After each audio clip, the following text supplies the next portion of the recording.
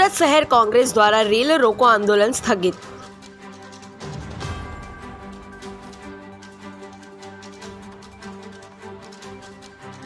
સુરત શહેર કોંગ્રેસ દ્વારા Uttarayan railway station ખાતે એક્સપ્રેસ ટ્રેનોના સ્ટોપેજ આપવામાં આવે તથા વિવિધ માંગણીઓ વારંવાર કરવા છતાં કોઈ નિરાકરણ ન આવતા ઉત્તરાયણ રેલવે સ્ટેશન ઉપર રેલ રોકો આંદોલન રાખવામાં આવ્યું હતું, પરંતુ વેસ્ટર્ન રેલવેના AOM દોડી આવતા આંદોલન કરનાર સાથે ચર્ચાઓ કરી।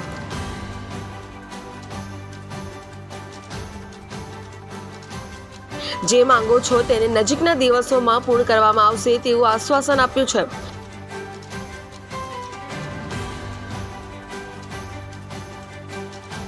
જેથી સુરત શહેર કોંગ્રેસ દ્વારા રેલ રોકો આંદોલન મોકૂફ રાખવામાં આવ્યો છે।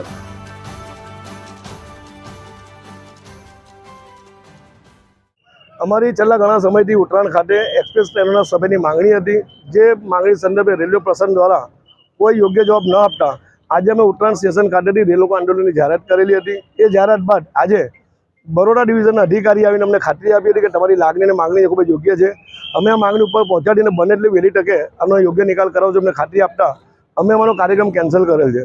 અને બીજું કે નવસારી લોકસભાના સાંસદ CR પાટીલ જો એમના લોકસભા વિસ્તારમાં ઉડના સ્ટેશનનો વિકાસ કરાવી શકતા હોય તો સુરતના સાંસદ શું કરે છે? પહેલી વસ્તુ તો સુરતના સાંસદને એવી ખબર નથી કે સાંસદ છે, હજુ બેનમાં મગજ એવું છે કે કોર્પોરેટર છે। એમના સાંસદ બન્યા બાદ અહીંયા ટ્રાફિક પોઈન્ટ મૂકવામાં આવે, અહીંયા સર્કલ બનાવવામાં, ભાઈ આ રજૂઆત કોર્પોરેટર કરશે, તમારું કામ નથી। તમને આ વિસ્તારના લોકોએ ચૂંટીને સંસદમાં મોકલ્યા છે, સોરી છેતરપિંડી કરીને તમે સાંસદ બન્યા છો। એટલે મારી આપણી ચેનલ માધ્યમથી વિનંતી છે કે આપણે ભાઈ મુકેશ દલાલને એવું લાગે ખરેખર સાંસદ છે, સાંસદ તરીકે તમે તમારા વિસ્તારની રજૂઆત કરો, ઉત્તરાયણ સ્ટેશનમાં ગાડીનો સ્ટોપેજ મળે તેવી માંગણી કરો, નહીં કે સર્કલ બનાવો ને આ કરો તે કરો। એટલે અમારી માંગણી સંદર્ભે પ્રશાસન તરફથી યોગ્ય અમને વિશ્વાસ અને ખાતરી આપવામાં આવી છે, પરંતુ આગામી સમયે જો અમારી માંગણી પૂરી કરવામાં ન આવશે તો અમે 100% રેલ રોકો આંદોલન ઉત્તરાયણ સ્ટેશન ખાતે કરીશું। પ્રતિક ડોલી, જનસાક્ષી ન્યૂઝ, સુરત।